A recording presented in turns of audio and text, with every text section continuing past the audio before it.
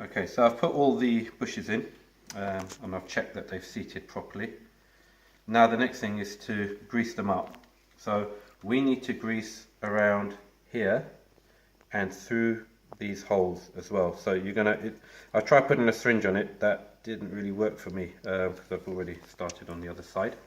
However, what you do is you put the grease on top, you've got to pack it in with a screwdriver and put more and keep packing it in. It's a bit of a laborious task. I'll probably try again with a syringe.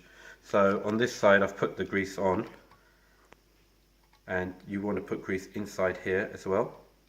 Okay, I'm not going to spend the time off the video just doing it all in front of you, but it's not a difficult task to put it in.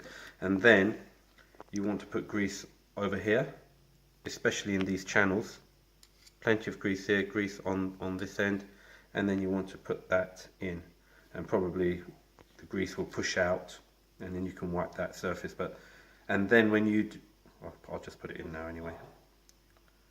And then on this surface you will have grease as well, because when you put the washers and the bolt through, if you don't put grease here, you'll start getting a squeaky sound.